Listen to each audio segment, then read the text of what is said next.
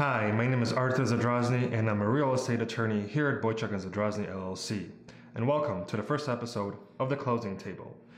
Today, I'll be talking about 3 reasons why you need an attorney for your closing.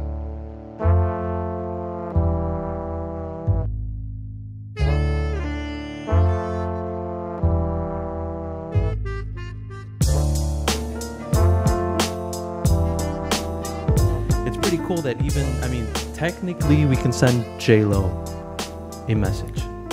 She's probably not going to respond. She's not going to read it. She's not going to read it, but technically we can send it to her. She probably has people that read those things. Yeah. But for realtors or whatever, I think that is a great way to reach them, because you're going to send them a message on Instagram and be like, hey, who is this? Right? Because they look at that stuff all the time. Right. Yeah. Yeah, people want to do business with people that they know and trust, and what better platform than social media? Yep. So let's get started. Welcome everybody to another episode of the Ralphie and Ryan Show. I am your host, Raphael the Realtor, and to my left, my co-host, the internet sensation, Mr. Ryan Reynolds. And our very special guest is Artur Zadrozny.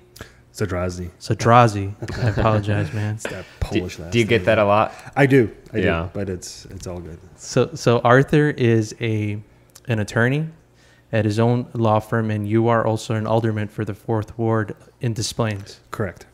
Awesome, man. Well, thank you so much for spending a couple hours of your Sunday here with us.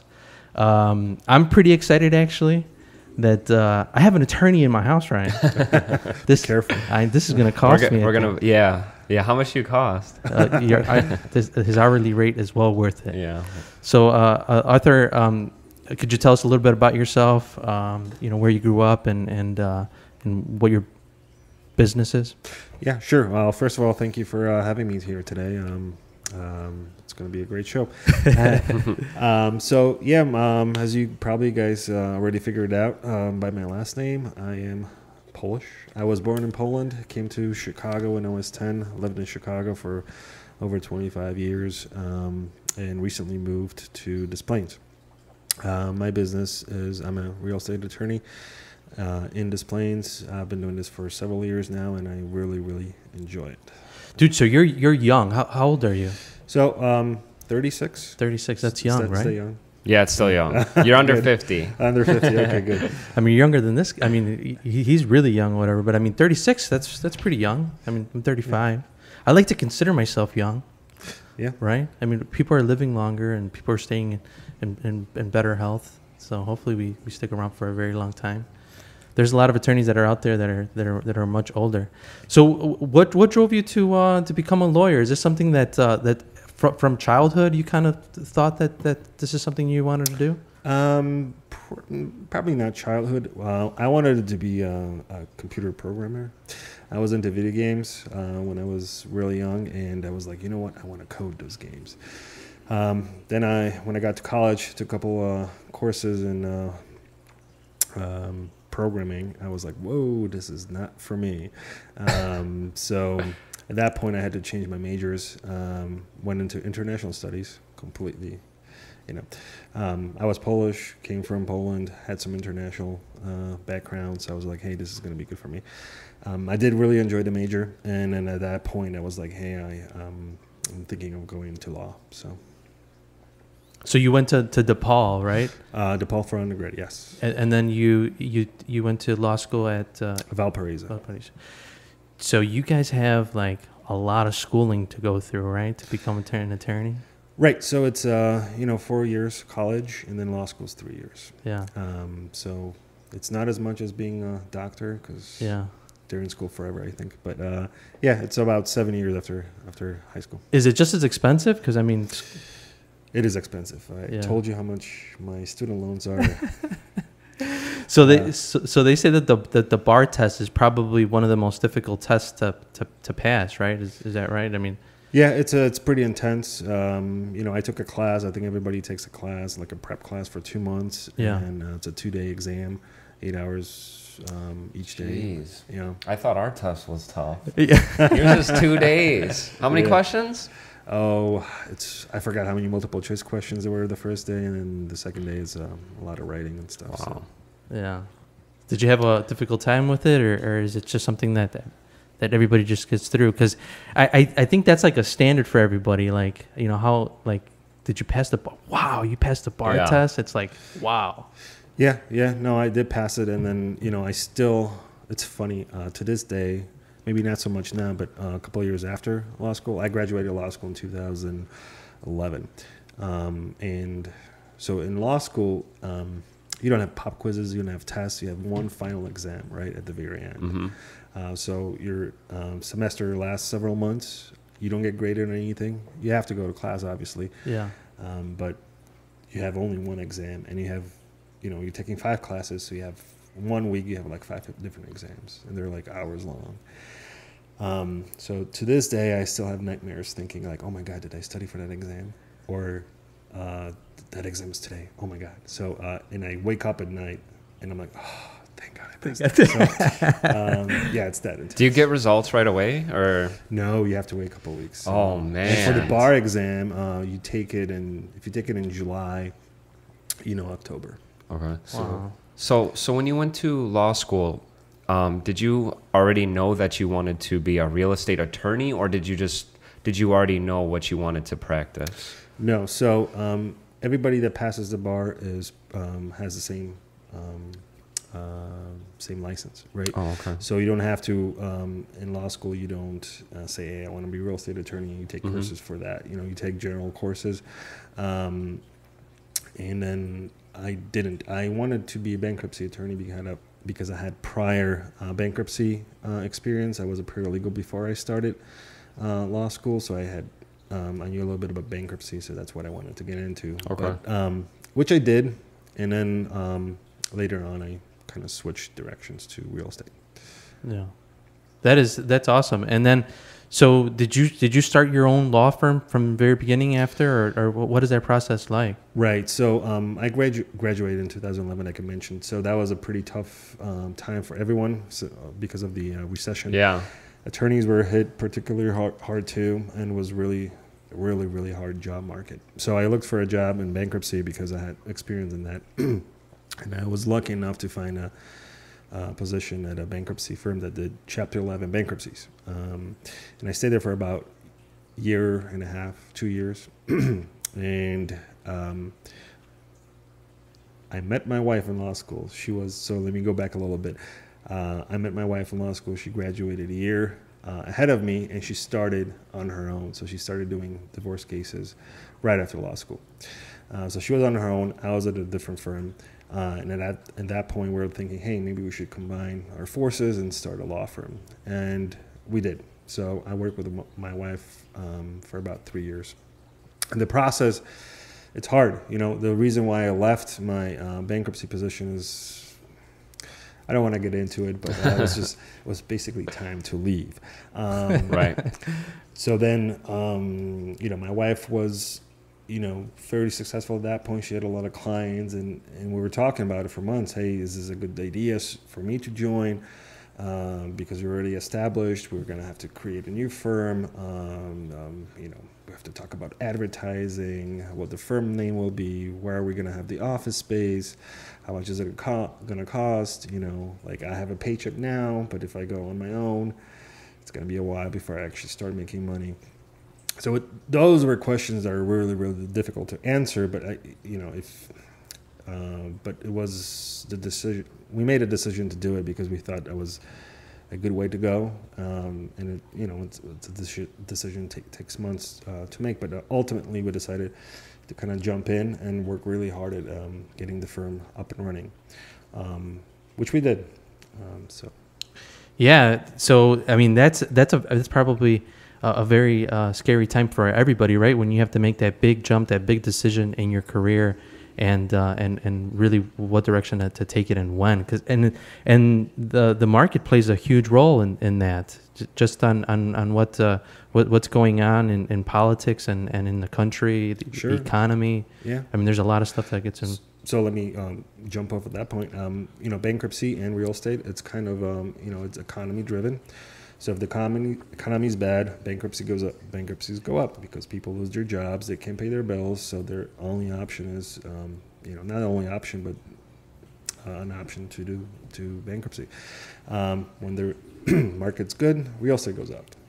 So a lot of, as far as divorce goes, it doesn't matter. It doesn't matter if the economy is good. If people are getting divorced, which is a topic on its own. Yeah. But as far as bankruptcy and real estate, as you guys know, it's market driven. Yeah. So that's another difficult thing to do. It's like, well, okay, my economy is doing well today. How about next year? Right. What if it craps out again? My clientele goes down. Yeah. I'm not making money. So it's constantly on my mind too. It's like, right. And I'm listening to the news, especially now what's going on with politics and everything. Right. It's they're already talking about a recession. Right? Yeah. So if that hits, you kind of have to plan for that. Yeah. It's one of the drawbacks of entrepreneurship, right? One of the things that they not everybody tells you, that it's pretty much on your back, and if you're just caught in a bad spot, you're taking the full hit for it. Yep, exactly. Put yourself in the best situation to succeed. But I mean, you've been on your own now for 5 years, 6. How long have you guys had the firm? So we had the firm since for about 3 years, but I do have to mention that my wife actually left the firm recently at the beginning of the year, and that was a business decision too, because she was doing really, really well with clientele, but she needed help, right?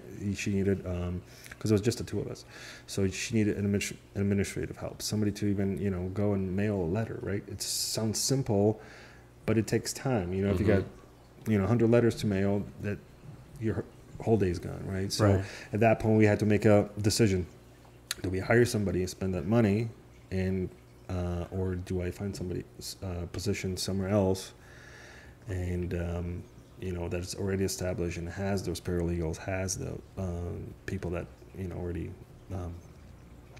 help the attorneys and the system, right? Right. And it so happened that my wife, found a position through contacts, right? So yeah. And she's doing really, really well. That's good. But now I am on my own, right? So I had to, again, change the name of the firm, change the marketing stuff. And I think it works out really well right now because I know what my path is. I know what my goal is because I'm a real estate attorney. I do trusts and estates as well, but mostly real estate attorney. So I know what to focus on instead of having her as a divorce attorney. So those two sometimes we're competing, and it's like, do I advertise just for divorce or just real estate? Yeah. So now I think our paths are clear, and it's working out really well. So, yeah. So you decided to be a real estate attorney primarily, and what drove you that way? What did you see in the market that interested you? Right. So, and actually, my wife, she was doing real estate for a while, and she didn't like it. Right.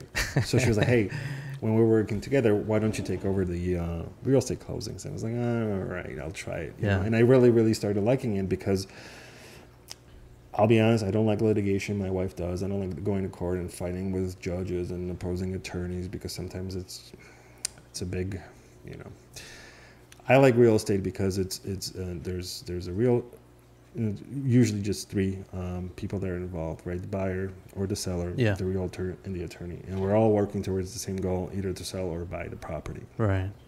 And at the end, pretty much everybody's happy, right?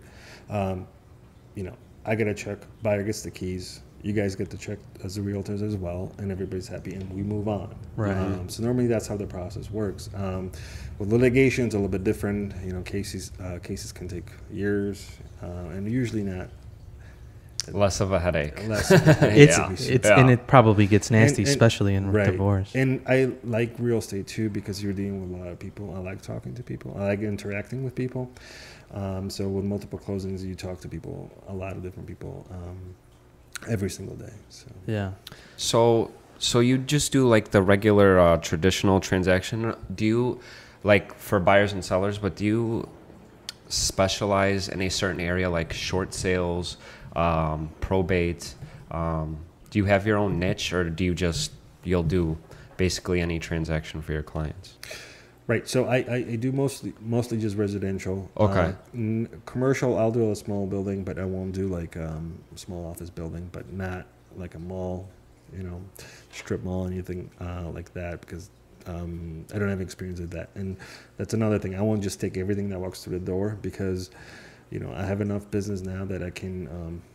And that's another good thing about being on your own. You can pick and choose your kind of cases. Yeah. Because when I was working for here's a file, do it. Yeah.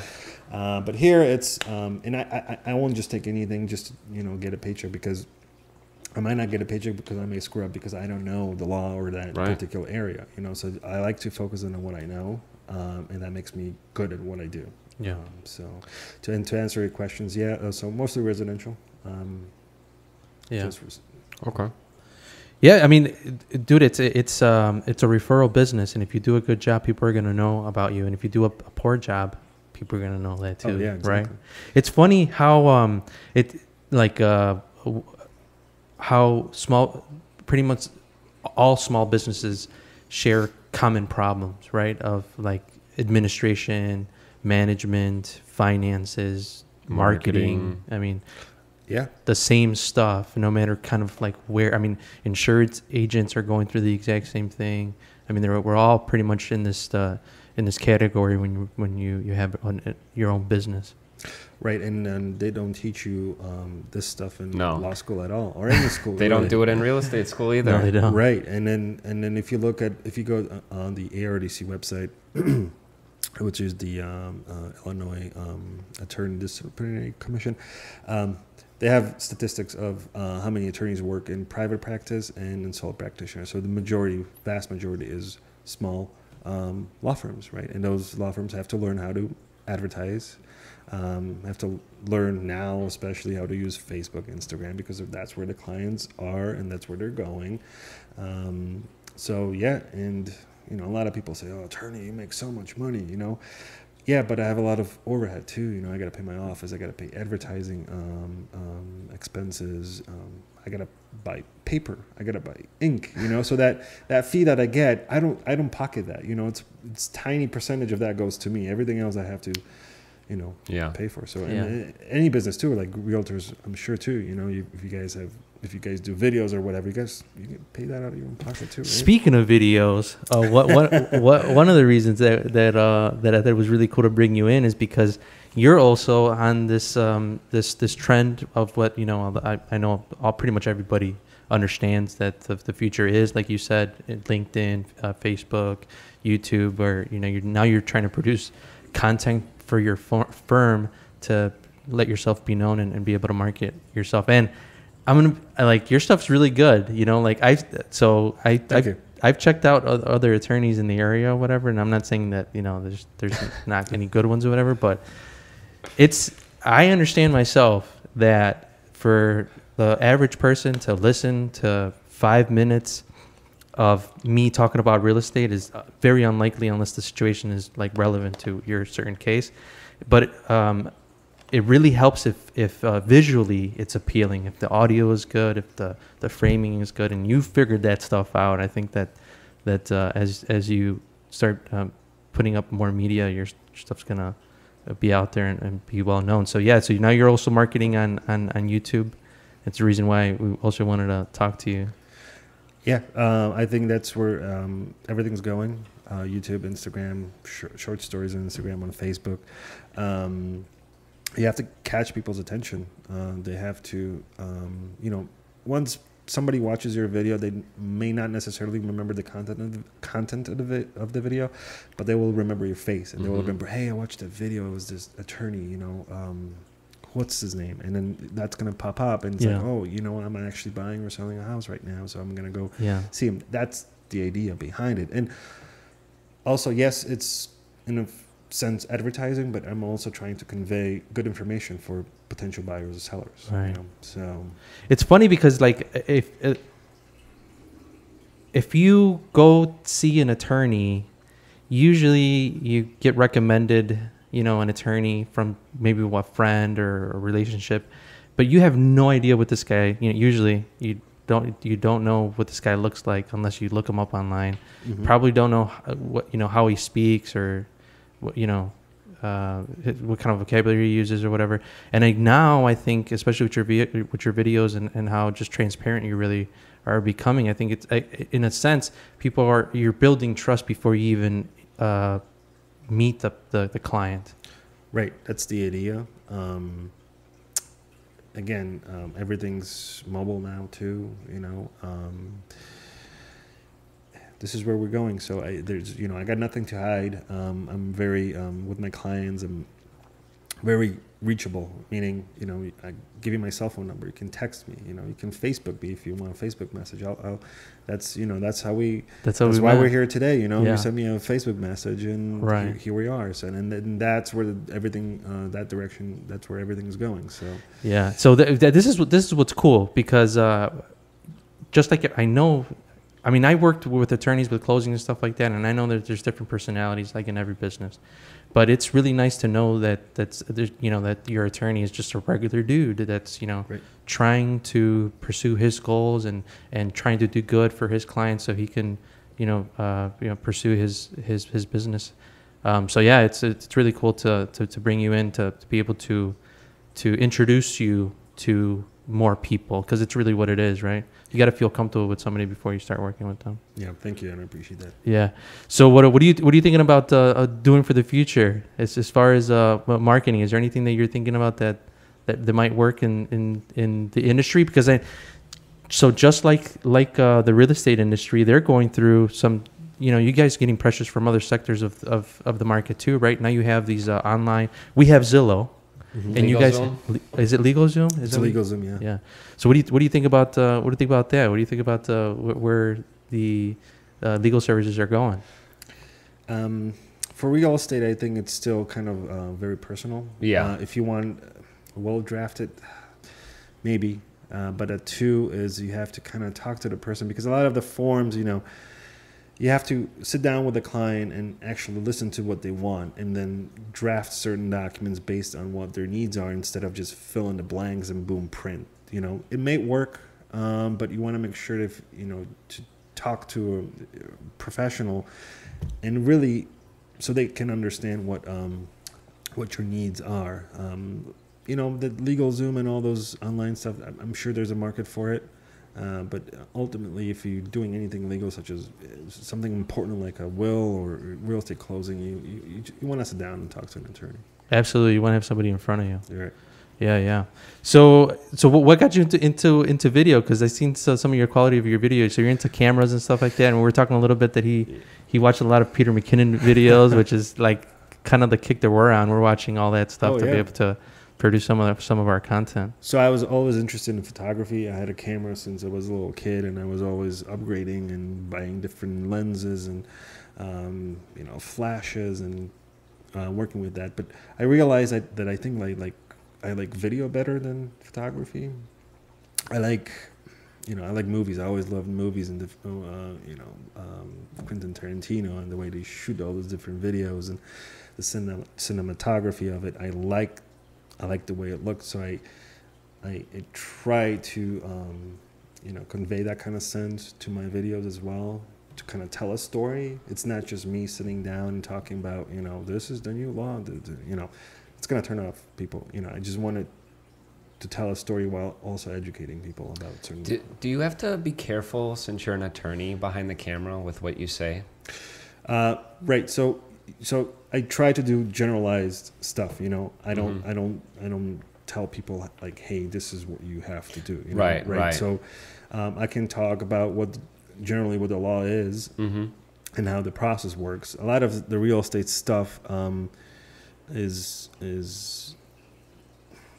I want to say not necessarily law related, but it's things you have to do. Like if you're buying property or selling property in Chicago, you have to get a zoning certificate. You have to get a water cert. So I talk about those steps that you have to do, which is not necessarily illegal, but it's necessary in order to close the transaction, right? Because if you don't have a zoning and you're sitting at a closing table, we're not going to close. Right?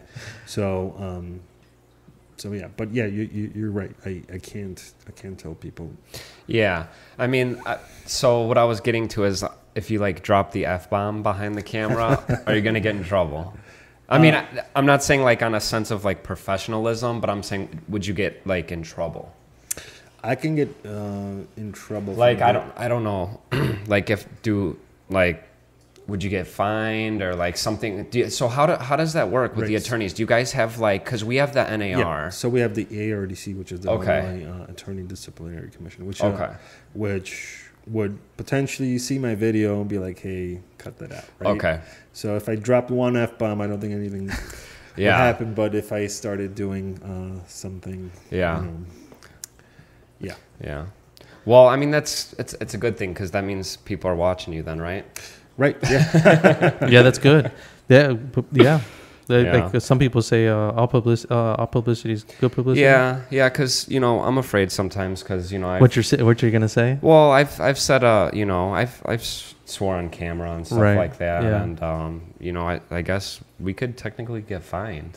Really? Right. Well, you got the president on Twitter using curse words now, right. So that makes me feel a little better. All right, if you put it in that perspective, then. And I think Beto O'Rourke dropped the F-bomb a bunch of times. Yeah, I think he did a little bit more worse than swear. Yeah. But I mean, they're all doing it. It's also a sense of transparency too. People like even on both sides. Even there's a bunch of politicians that are jumping online and they have live streams talking about policies and stuff like that. Like everybody had. This is my thoughts, and I've thought about this a little bit. I'm not saying it's likely what's going to happen, but people that are going to be out there trying to promote themselves or trying to produce a service or a good for other people, you're going to have to like show who you are. Yeah. Because if you don't, the other person is gonna show who he or she is, and people are gonna be able to know who their alderman is, who their mayor is, or should know almost. Because why would you wanna vote for somebody that you don't know anything about? It's almost like, and I'm not. This is terrible, but sometimes when you go into the booth, you don't know who all these people are. You don't know. So maybe we should talk a little bit about how the future of politics and politicians is gonna change, right? Because it's not even just business now; it's like politics. Now we have the president tweeting every 5 seconds. It's working for him though. He's doing something right. That's what got him elected. Yeah. He's as far as advertising, he's doing something right. Yeah. Right. He's got people talking about him. All his crazy tweets. Yeah, that pisses a lot of people off though. But I mean, like you said, he's the president, and that's what got him in office. They say if half of the country hates you, you can become president. Is that what they say? That's right there. That's all it takes. Yeah. Right now I'm heading to Park Ridge to pick up the transfer stamp. Park Ridge charges $25 to issue the transfer stamp. It's just their customary fee for quitclaim deeds. Okay, I'll see you guys there. Okay, here I am in Park Ridge. The City Hall is right behind me. This is where you get the transfer stamp. I'm going to go ahead and pay the $25 and be on my way.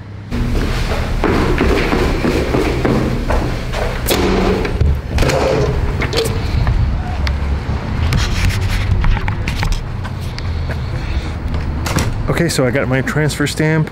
Forgot to mention that I had to drop off the tax declaration form, basic and application for the transfer stamp 3 days beforehand. Okay, so the next step is to go to the recorder's office and record the deed. Okay, I'm here at the Cook County Courthouse, 3rd District in Rolling Meadows. This is where the recorder's office is located. I'm gonna go ahead and record the deed. Should take about 10 minutes, and that should be the end of the transaction. So I'll see you guys back at the office. Well, I'm back at the office, and thank you for joining me today for this little road trip. I hope you have a better understanding of what quitclaim deeds are and what they are best used for. You do real estate transactions in the Chicagoland area as a whole, or do you just do displays mostly? No, Chicagoland area. So Chicago, anywhere? I had a closing recently in Sycamore, so. Oh, okay. So it's out. Way out there. Yeah. So we were talking about politicians, and you happen to be an alderman for the city of Des Plaines. Correct. I just got elected in April and started my position in May. So I'm a newbie. Yeah. How does it feel? What do you think about your responsibilities? Are you settling in already? Yeah, so there's a lot to learn.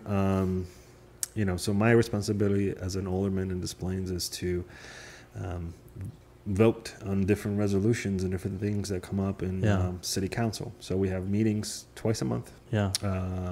2 Mondays a month. So I actually have a council meeting tomorrow. And there's a lot of smaller stuff that, we vote on, like, how much money did the city spend on different things each month? Do we, and the big things that are coming up right now, we actually just, if you guys want to talk about the new marijuana law that just passed, we actually allowed marijuana dispensaries in Des Plaines, which is. Oh, you played a factor in that? Oh, yes, we did. Awesome. So if I can a little bit talk about that. Yeah, let's do it. Yeah. The state passed a law that's starting January 2020. Recreational marijuana is legal. So that means I think you can carry up to 30 grams or so. You can just smoke it in your own home. You can't do it publicly. And so it's legal now in the state, but the dispensaries have the option to either opt out of the sale of recreational or opt in. So a month ago, Des Plaines voted to allow recreational marijuana, which is I think we're one of the first that allowed it. There's a couple of municipalities that are thinking about it. I know Naperville said no. Yeah. Park Ridge said no. But we're one of the first that said yes. Naperville, right? Naperville was another one that said no. Yeah, which is interesting because they have a medical dispensary, and the medical dispensary would be one of the first to get a recreational license. They said no, but they did say that they're gonna do a referendum and let the residents decide. That's what they did in Naperville, right? And then the residents didn't want it. No. So the city council said we're gonna leave it up to the residents. Yeah. So, okay. So for now, it's gonna be. Well, that's good, right? So, have you had anybody apply? Or right, no. So that's one thing. When we first allowed it, there were some opposition to it, and people said, "Well, from old folks." not only from old folks, but I'll say it. Don't worry about it. But the idea is, just because we allow it, doesn't mean somebody's going to apply. The state is going to have initially they're going to have a limited amount of licenses to give out. So the people that do want it may not even choose Des Plaines. So now the mayor has put certain areas, right, where they're going to allow dispensaries. Right. So we're actually working on that right now. So we're working with the zoning board to decide where they should be located. Okay. Commercial. Well, I know we're not going to allow it in the downtown district. Okay. Most likely commercial. We'll see. Yeah. So that's similar to the city. I know that they wanted to keep it away from downtown. At least the mayor was talking about having it a little farther away. Right. Now, I was reading something about. I know you mentioned that Des Plaines had most of its revenue comes from sales tax, and that comes from people that are passing by, right? Passing through Des Plaines. No. I was talking about the gas tax. Actually. Oh, okay. Because we had a conversation. The state also, state this year they did a lot of tax hikes. One of them was additional tax on gasoline. And I had a resident ask me, like, well, since the state already increased the gas tax, can we get rid of the Des Plaines gas tax, which is 4 cents per gallon? I actually went out to the finance department and asked how much money we're getting, and it's $1.4 million from the gas tax. So if we get rid of that, that's $1.4 million. We have to replace it somehow. Right. So it doesn't work that way. Let's just cut the taxes. You have to replace it somehow. And 40% of that tax actually is from non-residents who just drive by Des Plaines. And use the pumps. Use the pumps. Right. Yeah. Got it. Yeah, so the reason why I was asking that is because you'd probably draw business from other cities if you are one of the only ones in the area that would have a recreational marijuana. Yes. Now, the majority. Now, how much of that do you think would come from the O'Hare Airport? I mean, a lot of your sales driven by O'Hare? Is that the primary driver, or is it has nothing to do with that? Because I know Rosemont is one of those cities that kind of is fed by by the transportation. Right. So I don't know if you guys know, but the Rivers Casino is actually located in Des Plaines. Oh, really? Yeah. I didn't know that. I thought that was Rosemont. Everybody thinks it's Rosemont, but actually Devon, if you cross Devon, you're in Rosemont. You cross on the other side, it's Des Plaines. So we're actually in Des Plaines, but it's actually interesting how much money we get and what money we get from the Des Plaines, from the casino.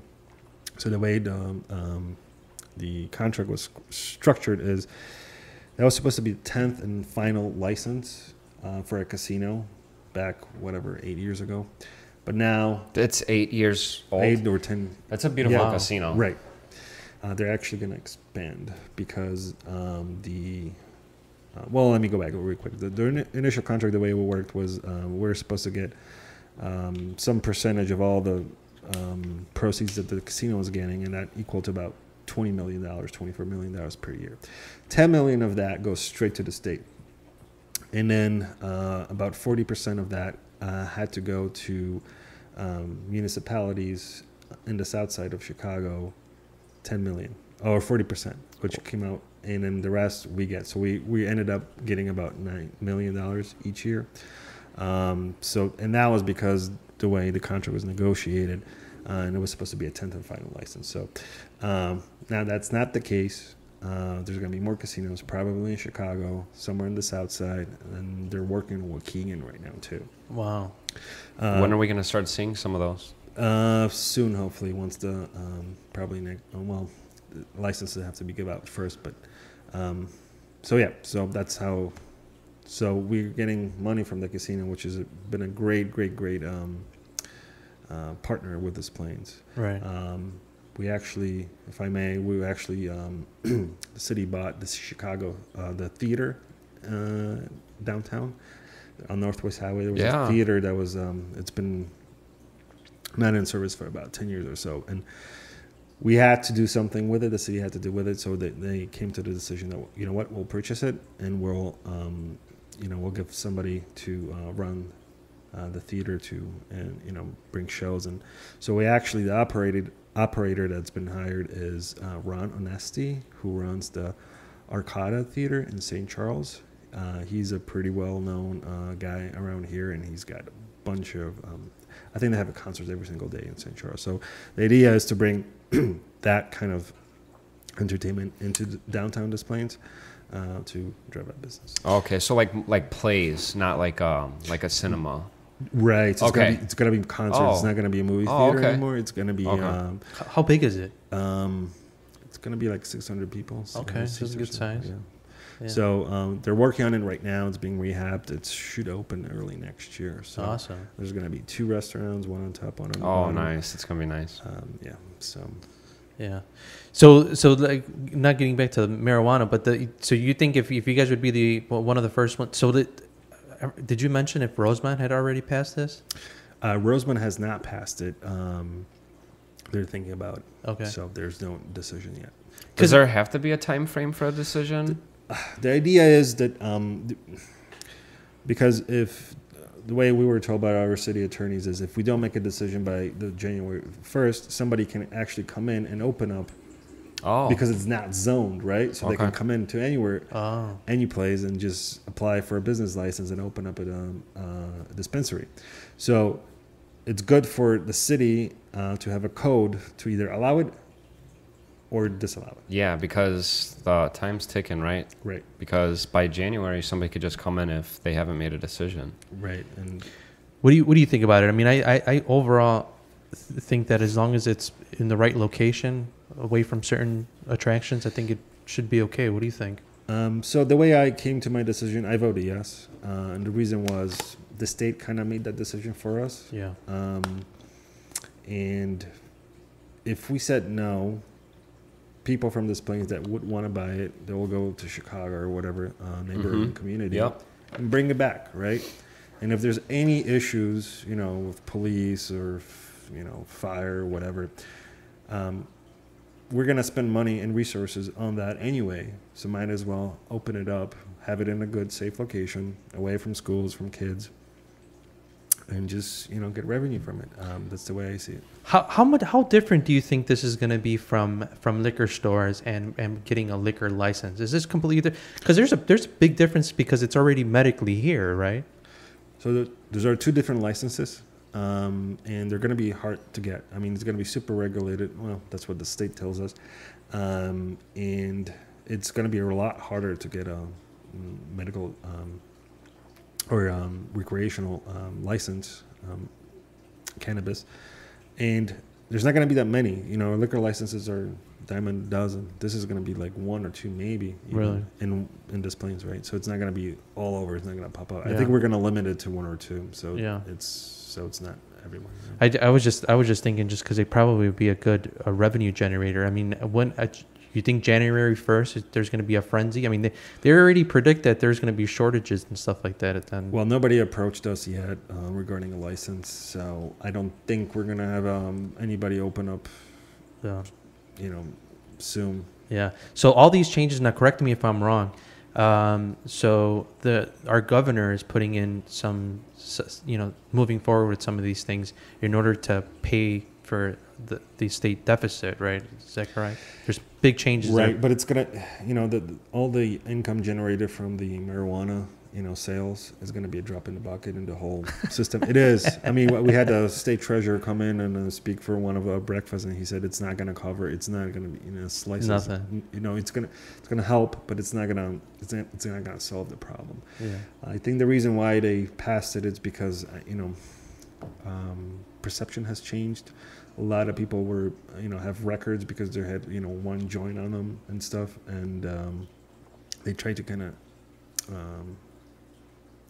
I guess the consensus is that it's not as bad as people think it, is. I think mostly it is revenue, money generated. If I was a state rep or a state senator, would I vote for it? I don't know. But it's already here, so might as well deal with it. Yeah. Yeah, that makes sense.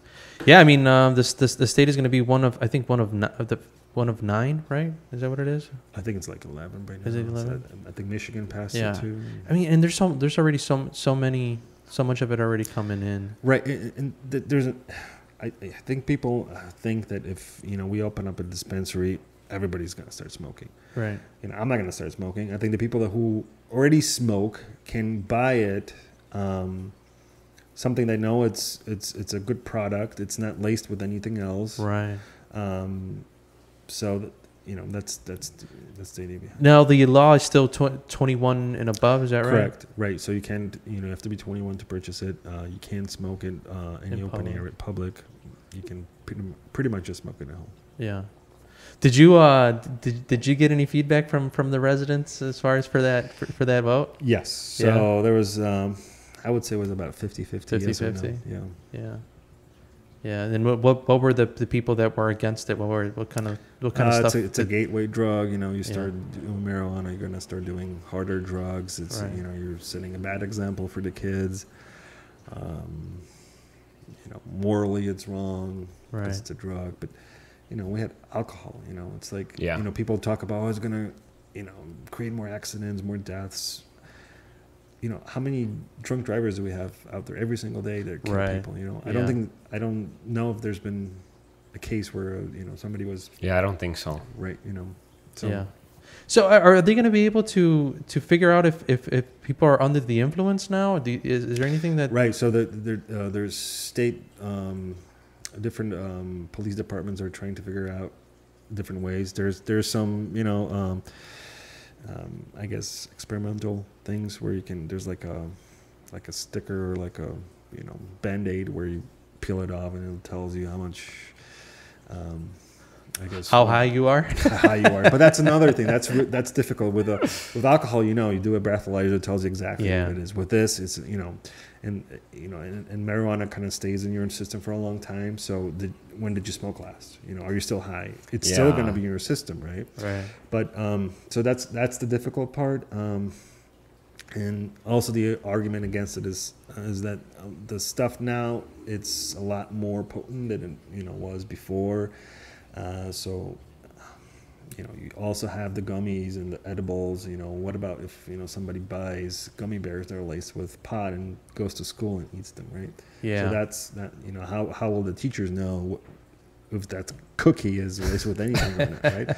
But the counter argument to that is, how do you know if that water bottle is not vodka, right? That's true. So it's hard. It's not an easy. I think time will tell, whether this was a good decision or not. But yeah, I think overall it's probably going to go across the United States, and federally it's probably going to be legal. And I think I agree with you. As long as it's regulated and zoned correctly. So I do have to mention this. Anybody listening? Employers will still be able to drug test you, and if they have a no drug policy, and they'll find out that they can fire you for that. So that it's not going away. Federally, it's still illegal. The banking system, right? That was another issue. Is because the big federal banks will not loan you money, or will not even open an account for a dispensary because it's not federally, it's not legal. So the argument was, well, a lot of these businesses, like in Colorado or Washington, they're cash-based businesses, right? They pay their employees in cash. So there's room for kind of, playing with IRS and stuff. But another thing is, bad guys know that that's a cash business, So they're going to have bags of money somewhere, so that could be a potential, Money laundering. That too, yeah, so. Yeah, but I think the House passed the bill recently where it would allow medical dispense or medical and I think medical are allowed, but recreational dispensaries. Yeah. So House passed, yes, but good luck getting that passed in the Senate. So about 2 years ago, my wife and I went to Vegas for one day. So we flew into LA. For a business meeting, and then we drove to Vegas. And so now Vegas at the time had just become legal, or I don't know how long they've been or whatever, but there was the first state that I was in that had legal marijuana. I think California at the time, but it wasn't. But we were literally walking down the street, and there was people smoking marijuana. And even though I don't have a major problem, but I think all right, come on, you're there's children and stuff around, There's got to be some regulation. What about isn't shrooms legal now in Colorado? I think Colorado has legal shrooms. In California too. I think California. Yeah, that's crazy. You're gonna have people walking around on psychedelics. Yeah, man, that's somewhat scary, I would say. Well, that's another argument. It's a slippery slope, right? All right, we allow marijuana. Let's allow cocaine, right? That goes back to the people saying it's a gateway drug. I mean, I don't know, but it's definitely a tough one. It's a tough subject, but. Getting back to the other subject that we wanted to talk to was communicating with your community, right? And I mean, one of the things that you mentioned you can do is probably put a microphone in front of you and to be able to talk to your base. So what are you thinking about, or what do you think about the politicians and how they're communicating with mainstream? Right. So the way let me just talk about a little bit how I ran my campaign, right? So it was just me, running for alderman in Des Plaines. It's not like running, for a president or a senator. What does it take? It takes a lot of time, right? So it doesn't take a lot of money, but it takes a lot of time. And the best way to do it is to go door to door and knock on people's doors, because those people, you represent them and you're in their neighborhood, like a senator, its boundaries are, they're big, but here, everybody's a neighbor. So the best way to do it is to knock on doors. And that's what I did. And people, remember that, hey, you're the guy that, you're running for mayor. I heard about you. I read about you in the paper, And a lot of times, a lot of people told me, hey, who's running against you, because that guy didn't knock on doors, right? It's like, I'm not going to tell you who's running against me. So that's the best way, I guess, running for a campaign on such a small local level. I was thinking of doing postcards, right? Sending out to every single resident. But that's like $2,000. Yeah, right? it's expensive. So I did raise some money. I did have a campaign. I raised about $5,000. Every single penny went away, and I used that money for yard signs. You wouldn't think that those are expensive, but they are. 100 of them cost $800. I got 200. That's $1,600 right there just for yard signs. And Customized ones with like your right. So my name running for Alderman, vote for Arthur, blah blah blah. And then that got me thinking, oh my God, I'm running such a small campaign, and it costs that much money. So can you imagine like a presidential campaign, how much money that takes? Crazy. So that's why people raise so much money, because advertising, TV ads, radio ads, all those yard signs. Yeah. That just, that's a lot of money. Yeah. Go ahead. But yeah, so after I won, now what is the best way to communicate, right, with my residents? And I'm still struggling with that. It's been only a couple of months. I think the best way is, for me, would be, I do newsletters every 2 weeks. Every week when I get more information, I send it out to residents. Hey, this is what's happening in the city. But I need emails, right? So I have a couple hundred emails right now, but I need more. And how do I get those emails, right? Do I go knock on every single door to get email? Well, I don't think that's the best way of, the best use of my time, because if I knock on the door, that person's not home, I'm going to have to come back, right? That's what I did when I was door knocking. I didn't talk to everybody. I knocked on pretty much every single door. Yeah. But a lot of people were not home, so I didn't have time to go back again. So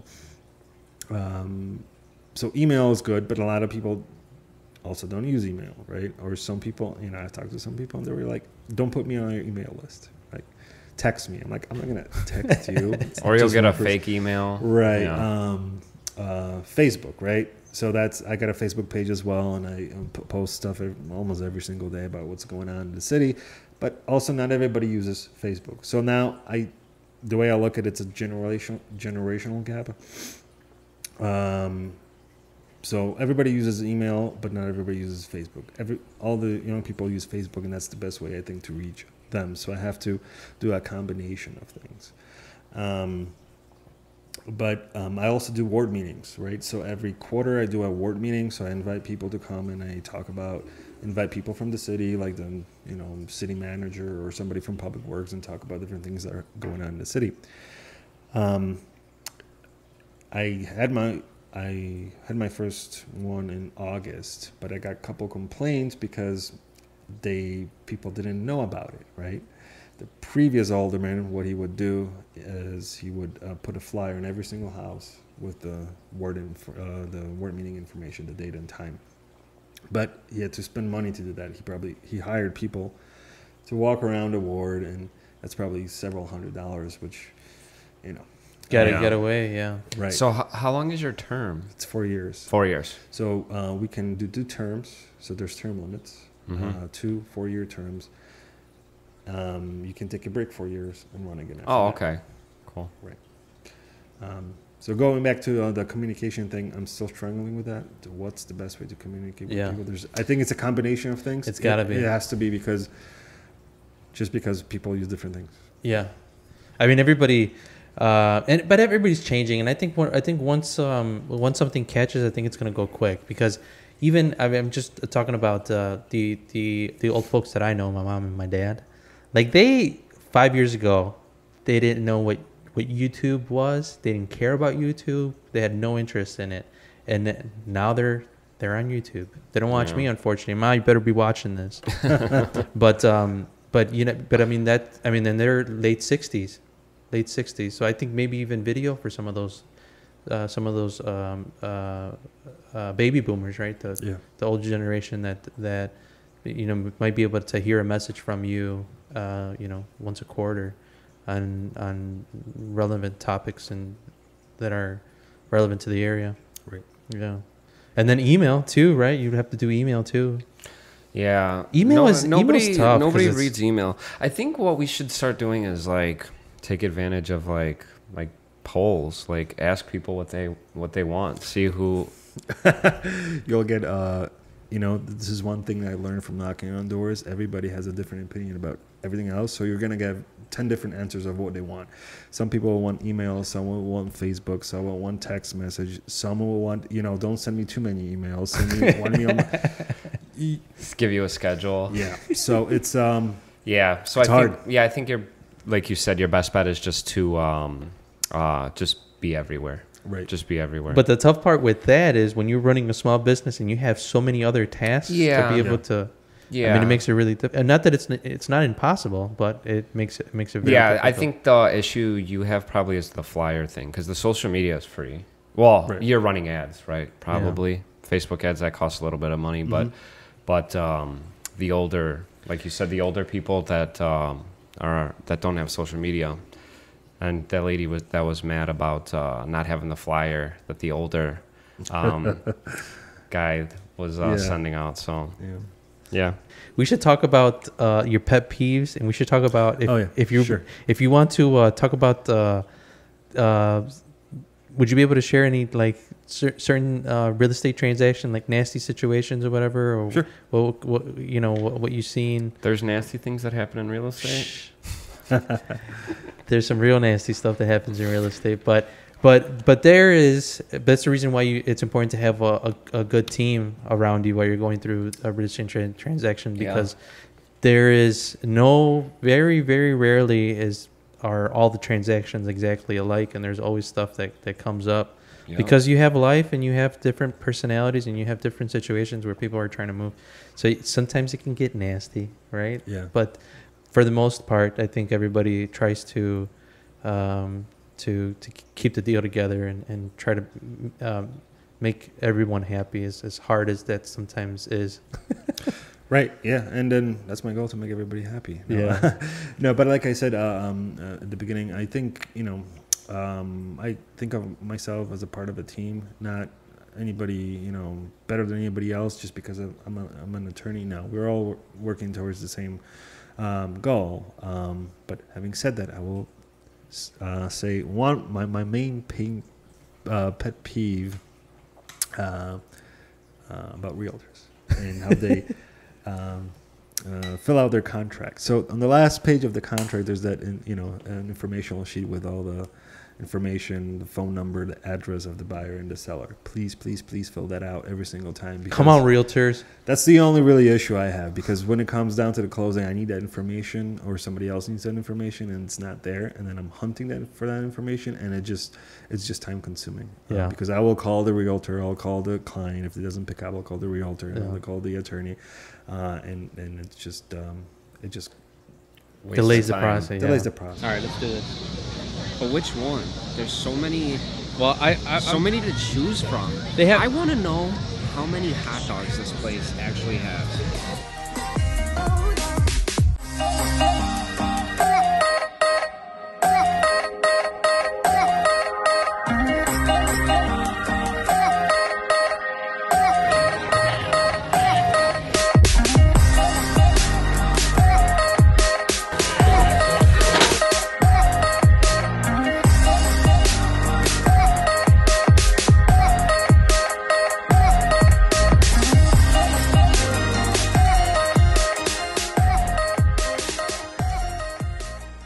That's what one hot dog does to you guys. Oh no, you were talking about your pet peeves. Yeah, the pet peeve. Oh, But okay. but your pet peeve was the realtor filling out the client's address, like one of the most all the information in the back, right? All the Yeah. information in the back. So that's where it says required. yeah. you gotta tell them to get dot loop. Yeah. It's easier. Yeah. Yeah. It's quicker. It's faster. Yeah. So is there anything else that the realtors do that ticks you off? No. Because we can go back and forth. So one of the things that really that doesn't tick me off, but it like irritates me about certain attorneys, and I know that it depends because there's really busy attorneys, but there is a difference. They say an attorney is just an attorney or a realtor is just a realtor, but there is a difference because you get different levels of service, and a lot of the stuff is actually pretty similar in price, but the service can be completely different. So one of the things, just based on from experience from real estate closings, that I personally have with realtors, or what I see somewhat often, especially with really big firms, people that are extremely busy and don't have real systems in places, it might take a day or two to hear from an attorney. And when we're going through well, I'll tell you what kind of our pet peeve is, right? When we're going through a situation, especially a very difficult closing, a very difficult situation, and we have questions to ask the attorney, and if it takes a day or two, then, we're dealing with the client, which makes it difficult on us. The client is also wondering, what's going on, why I haven't gotten, any information back. And just like you mentioned, in this day and age, when everybody's moving so fast, because that's the truth, we're just moving so much faster. It's important to be able to have answers no matter when. Yeah, when no, it is. and that's a pet peeve about about other attorneys I have too. There's one attorney I work with. Sometimes it takes them days to respond to my attorney review letters or my questions or whatever it may be. And that's kind of unacceptable at this age. Yes. Because information flows so quickly that it holds everything back. It holds my clients, like you said, my clients wondering what's going on. Did they agree to the credit or not? Did they get that mortgage extension or mortgage contingency? Did they get that clear to close? So yeah, information, I think, is getting that information quickly is really, really important. And that's why with my clients, I give out my cell phone. They can text me. They can text me on my work phone as well. They can Facebook me. They can reach me even on the weekends. But be careful with that. Just my kids. But no, if it's something really important and you're like, hey, can you call me? This is important, and I do that. I'll give me 5 minutes. I'll call you right back. I'll respond right away. If I can't pick up, I'll call you back. Leave me a message. I'll get back to you that same day. Yeah. Even a text message nowadays is sufficient. I do so much from text messages. Yeah. Hey, did you get that? Can I get that commission statement? Sure, it's coming up. Yeah. Or here's the extension letter, and I pull up on my phone, and I can even sign it on my phone now and send it right away. I don't even have to be in my office to do certain tasks. Yeah. So. So for the person that's out there that maybe has never bought a piece of real estate and needs to hire an attorney to go through a closing, what kind of stuff does an attorney do? Why do you need an attorney, and what things do you offer? Sure. For services. So when you're purchasing a property, it's probably one of the biggest purchases you will ever make in your life. And the real estate contract that you sign, it's got everything in there. So my job is to make sure that your interests are protected. That what's in that contract is not going to hurt you. You'll know that when you're purchasing that property, you're buying it as is, or what is as is, right? So you have the right to have an inspection of the property. You have 5 business days to do that. We can extend that, obviously, but I want to make sure that that the tax credit that you're getting is the correct tax credit. That the disclosure that the seller signed, that he says that I don't know anything about a leak, but we do an inspection. There's a leak in the basement, so I want to make sure that your interests are protected and that the house that you're buying is everything's looking good. Yeah, that's important because this is honestly what we sell is that your dream should be buying a home and living in a home, but if it's done incorrectly, that dream could become a nightmare, right? If you don't cross all your T's and dot all your I's. Yeah, I've recently had a phone call saying, hey, do you do real estate litigation? Because we bought a house and there was a disclosure issue. They said there was, no recent flooding. It was a flip house. Somebody flipped it, and in the disclosure they said there was no recent, flooding. Did they use an attorney? They did. Okay. And so I told them, did you have an attorney? Yeah, but we didn't like him, right? So he's probably the one who messed up the disclosure. Right, maybe I don't, but right. Yeah. So it happens. Yeah. Any nasty transactions that you can share with us? That any stuff that you've noticed that's a problem or that has become a problem? What is it usually when you're dealing with situations? What's the number one thing that you're constantly seeing that's preventing smooth closings? Smooth closing. It's so hard to say because every transaction is so different. There's so many different variables, so many different lenders, and all the lenders and all different parties do things differently. That each case is very much different. Whenever I get a first-time home buyer, we do an inspection and they're asking for credits. What should I ask for? How much money should I ask for a credit? What repairs should I ask? And a lot of times it's like, let's ask what's, reasonable. Because a lot of times you might get what you're asking for. Sometimes you won't. Sometimes, I'll ask for a 10,000 credit and I'll get it. Sometimes I'll ask for $500 and I won't get anything, And it all depends. It all depends on every situation. But recently it's been getting, I think, smooth. Lenders have been pretty good about getting closings out the door quickly. Yeah. So I haven't seen really that many issues. The issues are initial issues. The inspection report. I had a couple deals that the buyers decided not to go through with it because there were too many issues with the house, and the seller didn't want to give enough credit or didn't want to do certain repairs. That's why those deals fell apart. So those are the initial problems. But once we are past attorney review, the lender gets involved and we're doing the appraisal, all that stuff, it's pretty much smooth sailing from there. Yeah, I mean, it's funny that you mentioned that because it's true. It's like everything is so different. Like even the piece of real estate, right? Like right. Even like so if after the inspection, usually if there's something major, the buyer's going back and asking the seller to either repair or get a credit for whatever system is in disrepair or not working condition. And that decision needs to be made by professionals because it really depends on the home, your situation, the market.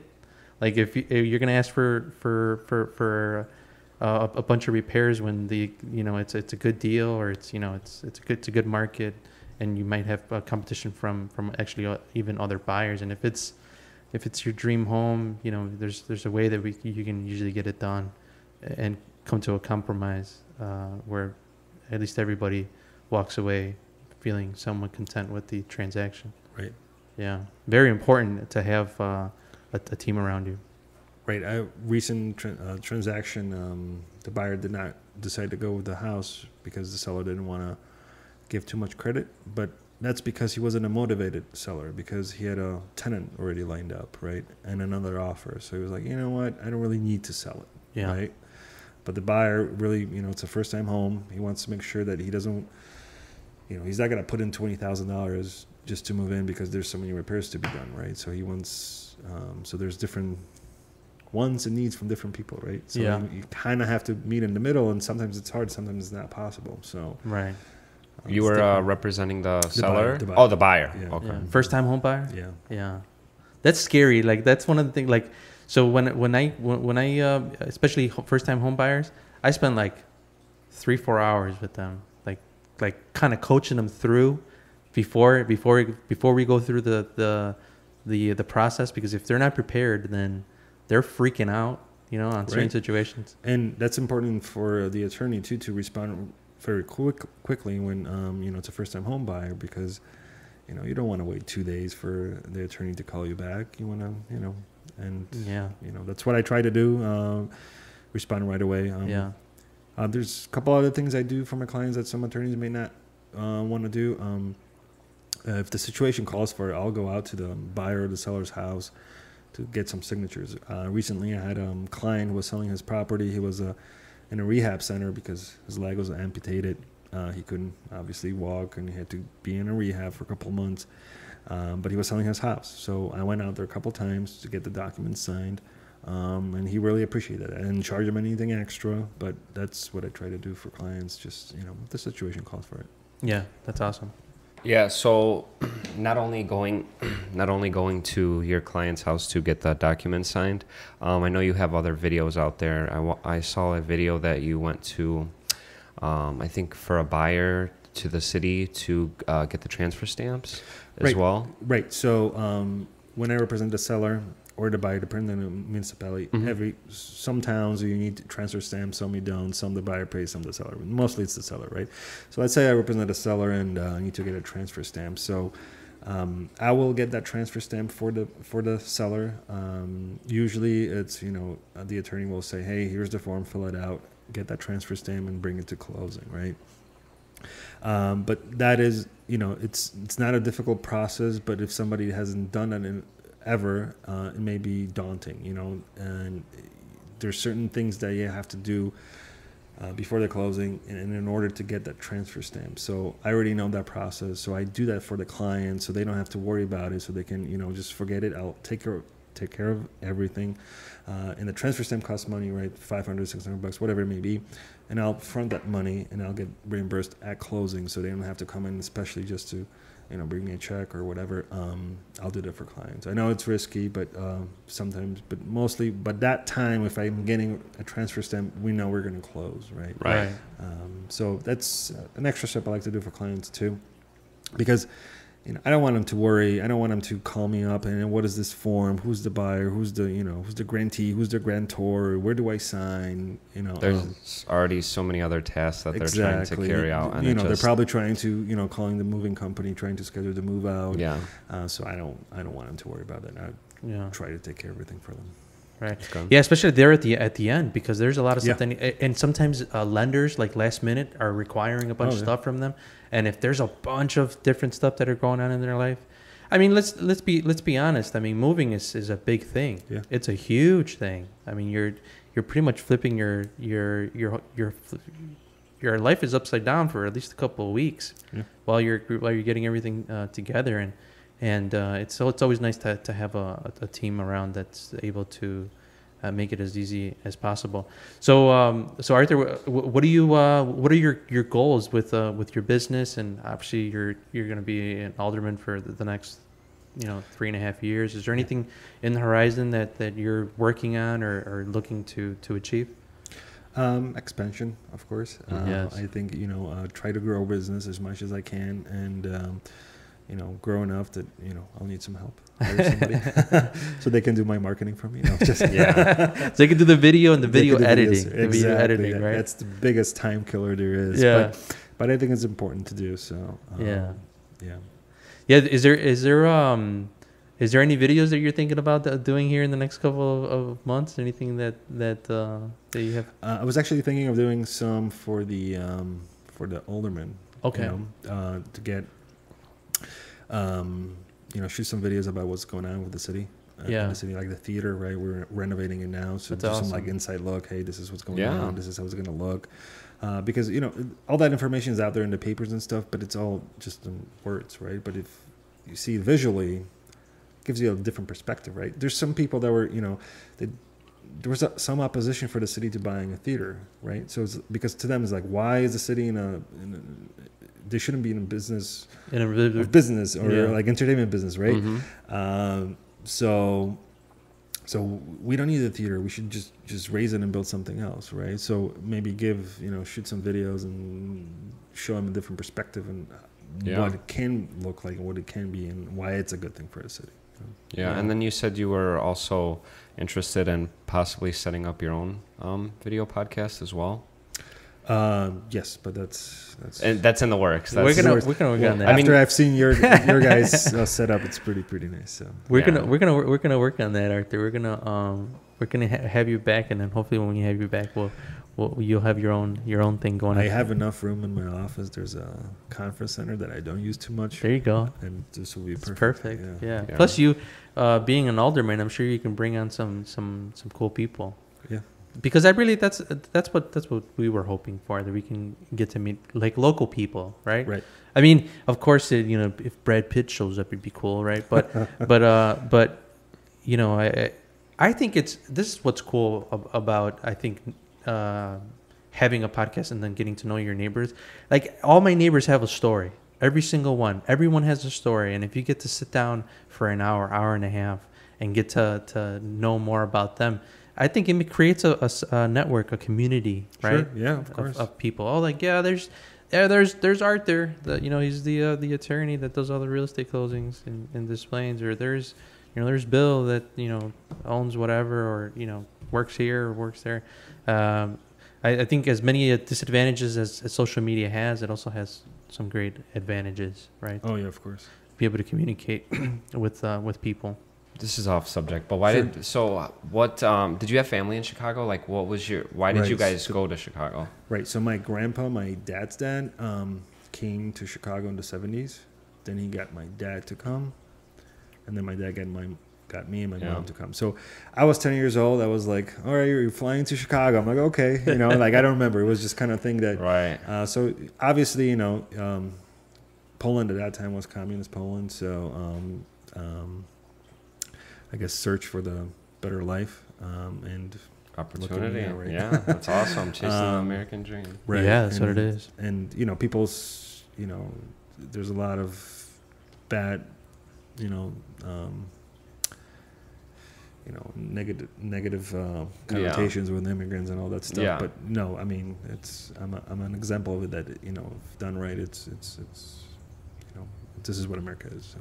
Yeah, it's it truly is the land of opportunity. Mm-hmm. And you know how many people we've had? Like we've had even other guests in this show, and even we just had a couple of shows, and there's a lot of people that you can tie back to immigrants or an immigrant upbringing, like because usually if you're willing to put, like for example, your family, they're willing to move away from their motherland to pursue a dream. Another thing that I wanted to ask you is, I'm sure your family, they were go-getters. They wanted to do more for you guys too. So I kind of want to give a shout out to my parents because they really, they sacrificed so much for me to be in this position right now. And I don't think I ever told them that, but if they, I'll send them a link. Yeah. We'll send them a link so they can watch it. But no, seriously, like, when my dad came to Chicago in '84, I was back in Poland with my mom. In the 10 years, since, I came here in '93, so I only saw my dad like twice in the 10 years because he came back twice and went back here, right? Yeah. And he was just working his ass off here and sending, money and clothes, and we always got like packages from Chicago from like candy and everything, it was the best time ever. But no, and then, my mom came here, and then she sacrificed a lot professionally because she had a very good position in Poland, so she sacrificed her life here for me to go to a good school. They paid for my college, and I took all that stuff for granted because when I came here, I was 10 years old. I didn't realize that that they haven't gone on vacation in 20 years. Everything that they saved, they either gave me or sent money back to Poland. And only now I just kind of I really realize how much they sacrificed for me to be in this position. So thank you. Yeah, awesome. Man, that's really good. Hey, so I wanted to talk a little bit about that. What was your upbringing like? Was your parents were obviously focused on your education? Were they like super focused on you doing something with your life? I'm just wondering because I would like to, if Aiden wants to pursue a career, I would like for him to be an attorney. What was your upbringing like? Did you have pressure from parents to do your best? They didn't have pressure to be, you got to be an attorney. The pressure was, you have to be number one in a sense, right? You got to do your best. You don't have to be number one if you're not, but you have to do your best in school to get, good education and get the job there. My parents were always supportive about anything that I did. So they weren't like, oh, you got to go to med school. You got to be an attorney. You got to do this. No, you do what you want, but be best at it. We're going to provide everything that we can for you to achieve that.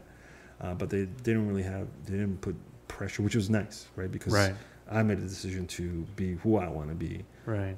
But they gave me the resources to do that. Yeah, that's awesome because it means that you found this path. So I guess the reason why I said this is because I was watching a couple of videos on they say that the Asian culture puts a lot of pressure on their children. It's the reason why they have a lot of doctors. They have a lot of they're primarily in like mathematics and medicine or whatever. And now you're a father of two. I'm a father of one. I think about what kind of real should I put pressure on him, and in what different situations, because obviously I don't want to put pressure on him and lead him towards something that he's not really interested in, right? Yeah. So I have you know, I have 2 small kids too, and I think our position will be kind of same with what my parents were. You know, provide those resources and have them make that decision. I know they're going to make mistakes. You know, when I went to college, I did programming. I wanted to do programming, right? I remember I think I did really badly in one class, and that was a point where I said, oh no, this is not for me, right? And I was so devastated, right? Because like, you know, I'm a failure. I picked this, but I suck at it, you know, but it's okay. I switched my major, and it led me to where I am right now. So, and my parents, you know, they were super supportive about that. You know, they were like, "Oh, you know, you're not going to be a programmer. You're a terrible son. You know, I disown you." You know, there's some people that are that. But nothing like that. It was all That's just awesome. love and everything else. That's awesome. Is there anything that you do for fun, Arthur, besides business? I'm sure you have with 2 small children and a wife. You know, we also want to thank your wife for giving you a couple hours on the weekend. Thank you, honey. I'll bring you flowers. Yeah. Is there anything that you guys do for fun, or anything that you enjoy doing with the family? Yeah, so my wife and I, we enjoy going out to eat to different restaurants. Nice. You know, we're foodies. We love to, you know, great steak and some wine. Where's your favorite restaurant, steakhouse? You know, there's I just went last week to Capitol Grill in Schaumburg, the new one. It's really, really good stuff. Really nice. We also like Chicago Cut Steakhouse. There was another one, right? I forget the name of it. Smith and Walensky's is another one, Yeah. and there's Gibson's is another Gibson's one. is always, you know, good Yeah. choice. There's so many like awesome steakhouses. Oh, Morton's. Oh yes, Morton's. Yeah.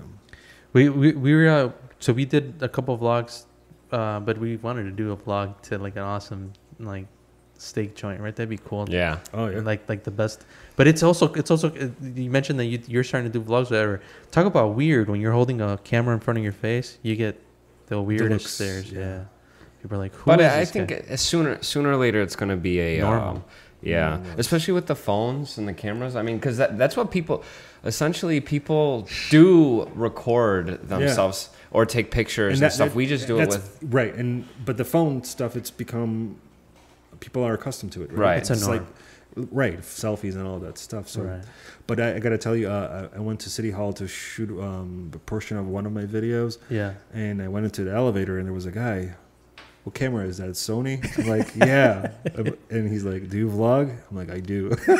So it's like people, you know, Yeah. People do know. this. Yeah, people know what it is. Yeah. It's funny because we did the Aurora. We did an Aurora outlet where we went shopping or whatever, and some guy came up to us, be like, "Hey, Oh, yeah. he was into fitness. He was a personal trainer, and he's like, hey, I'm kind of thinking about doing some vlogs or whatever for my business or whatever. Everybody's getting custom. I think it's something that not everyone is doing. People know what it is, but it's going to become a custom because everybody has an awesome phone, and I think those that want to. I think it's about creativity, right? You don't have to have the best camera there is. You can have your iPhone and do amazing things with it. It's just you just got to be creative, you know. I think you want to send a message to your clients or whoever it may be, and just think of fun ways to do that. Yeah, it's definitely an important thing that we're working on too, to be able to relay that message to our base. So we're already out of time, believe it or not. This went by super fast. Yeah. Yeah, but Arthur, again, we'd like to thank you for spending your Sunday here with us and giving us the opportunity to know a little bit more about you, about your business and your goals. Is there anything that you want to close with? Yeah, no, I just thank you for coming and letting us pick your brain. You gave us a lot of information, not even with real estate, but like the municipality. And, I just learned a lot. And, I'm excited because this is the first time I met you. You met Raphael Once before. Yeah. So, it's cool. I feel like this is our first time where we built a relationship, and I can't wait to see kind of where, the future holds for everybody. Go ahead, Arthur. No, yeah, I'd like to thank you guys too for having me here, and I really enjoyed our conversation, and I think we have a lot in common with the video and the podcast and stuff, and it's really fun to be not only being in the same business as realtors, but also having that separate thing as well with the podcast. I think that's No, this is our first time that we interviewed an attorney. So I mean, it seems like you go out of your way to build relationships with your clientele, and that says something about you, and really appreciate that. Yeah. Thank you very much. So again, Arthur, thank you so much for spending a couple hours of your time with us. Would you be able to give out your information? How do we get a hold of you? Do you have a website or? Sure. Yeah. So my website is zadroznylaw.com, zadroznylaw.com. My phone number, my office number is 847-450-0505. You can also find me online, Google my name. You'll see my Google business come up, and you can also find me on Facebook as well. Awesome. All right, Arthur. Well, thank you so much. This has been another episode of the Ralphie and Ryan Show. We'll see you guys next week. Thanks for watching, guys.